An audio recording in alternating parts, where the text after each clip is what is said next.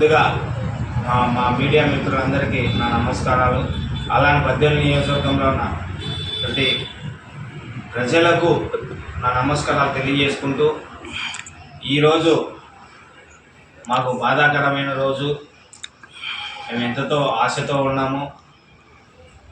ఎటువంటి పరిస్థితులైనా బద్వేలు నియోజకవర్గంలో కూటమి అధికారంలోకి వస్తుంది నియోజకవర్గంలో కూడా అనుకున్నాము. కాకపోతే ప్రజలు మళ్ళా వాళ్ళకే నియోజకవర్గంలో పట్టం చేత పెట్టారు. గత 20 సంవత్సరాల నుంచి ప్రజలు చూశారు. వాళ్ళ ప్రజలకు వైఎస్ఆర్సీపీ చేసింది ఏమీ లేదు. అయినా ప్రజలు వేశారా ఓట్లు, లేకుంటే లింకింగ్ చేసుకున్నారా అనేది మా డౌటు. మేము 272 బూతుల్లో జనసేన పార్టీ 272 బూతుల్లో ప్రతి గడపకు వెళ్ళి మేము ప్రచారం కూడా చేశాము.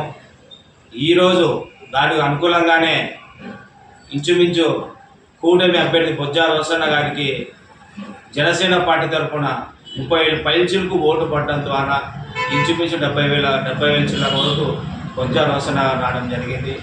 కానీ మాకు చాలా బాధ కలుగుతుంది. అయినా ప్రజలు ఏ తీర్పు ఇచ్చినా మేము తీసుకోవడం సమంగా తీసుకుంటాం. మాకు ఆనందం కలిగే విషయం ఏమిటంటే, ప్రజలు రాష్ట్రంలో బద్వేలు నియోజకవర్గంలో ఎట్లున్నా రాష్ట్రంలో పవన్ కళ్యాణ్ గారు చెప్పిన మాటకు విలువిచ్చి వ్యతిరేక ఓటు చీలనివ్వను అని 2001 ఇప్పటం గ్రామంలో మా పార్టీ ఆవిర్భావ సభలో మా అధ్యక్షులు శ్రీ పవన్ కళ్యాణ్ గారు చెప్పారు.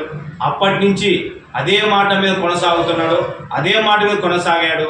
ఆఖరికి ఆ మాట కోసమే ఈరోజు భారీ మెజార్టీగా కూటమికి ప్రజలు ఓట్లేసి పట్టం చేత పట్టారు. అందులో మా జనసేన పార్టీకి 100% స్ట్రైక్ రేట్ తోటి 2 పార్లమెంటు 21 ఎమ్మెల్యే సీట్లు కూడా మాకు ఇవ్వడం చాలా సంతోషమైన విషయం.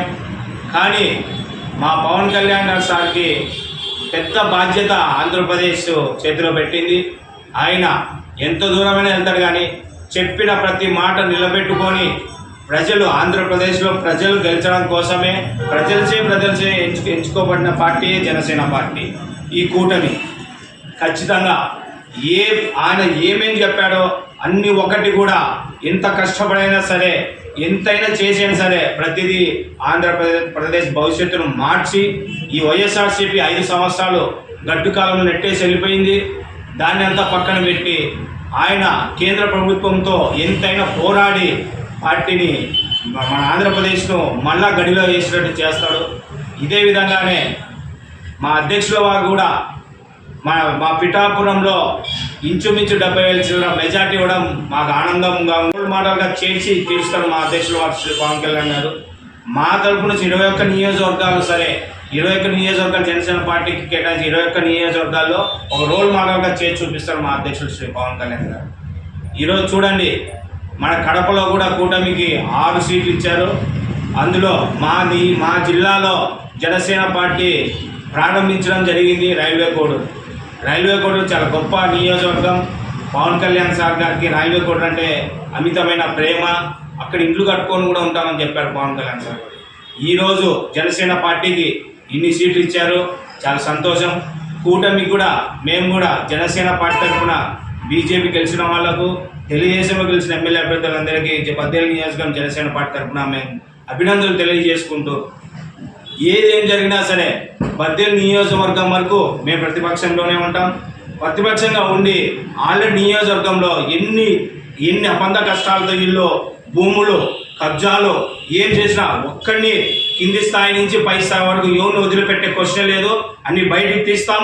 ఈ మున్సిపాలిటీలో 130 కోట్లు బై ఎలక్షన్లో వచ్చి మన జగన్మోహన్ రెడ్డి ఇచ్చారని వీళ్ళు చెప్తున్నారు. ఆ 130 కోట్లు ఎట్టమైందో కూడా ప్రతి రూపాయి కూడా బయటికి తీసి వాళ్ళని ఎండగట్టుకోకుంటే ఈసారి వాళ్ళని వదిలిపెట్టే క్వశ్చన్ లేదు. ఇప్పటికే బద్వేలు మొత్తం సర్వనాశనం చేసి పడేశారు. ఇంకా వాళ్ళకి ఛాన్సే లేదు.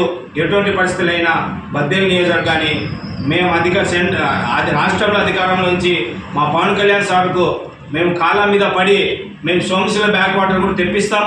అదేవిధంగా ప్రతి గ్రామంలో ప్రతి పంచాయతీలో ఎక్కడ ఏ సమస్యలు ఉన్నాయో అన్ని వెలికి తీసి మేము అధికారంగా ఇక్కడ ఉన్న వైఎస్ఆర్సీపీ ఉన్న నియోజకవర్గంలో వాళ్ళని కాదని రాష్ట్రం నుంచి ప్రతి పన్ను రూపాయి ఒక్కొక్క రూపాయి తీసుకొచ్చి రాష్ట్రానికి మన బద్దెల నియోజకవర్గం డెవలప్ చేస్తామని చెప్తూ ఇదే విధంగా ఈ సుధారానికి కూడా బద్దెల నియోజకవర్గంలో గెలిచినందుకు మేము శుభాకాంక్షలు తెలియజేస్తున్నాం.